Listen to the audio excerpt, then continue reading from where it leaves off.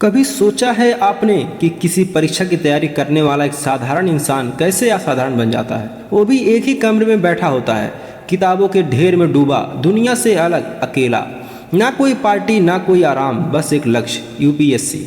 सुबह की नींद जब बाकी लोग ले रहे होते हैं, तब एक यूपीएससी अभ्यर्थी अलार्म की पहली आवाज़ पर उठ चुका होता है। वो जानता है नींद तो आईएएस बनने के बाद भी आएगी, लेकिन मौका बार बार नहीं। जब दोस्त बाहर घूमते हैं, तब वो लक्ष्मीकांत और स्पेक्ट्रम के पन्नों में डूबा होता है। जब परिवार वाले पूछते हैं कब होगा तेरा चैन, तो बस मुस्कुरा कर कहता है जल्दी होगा, क्योंकि उसके पास सिर्फ किताबें नहीं, उसके पास एक आग है, एक जुनून है देश के लिए कुछ कर गुजरने का।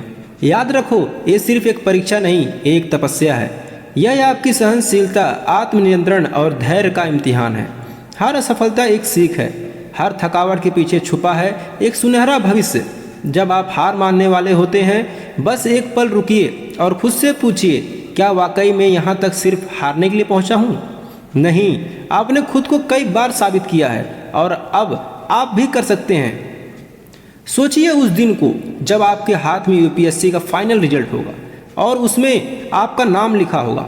आपके माता पिता की आंखों में वो खुशी, वो गर्व होगा।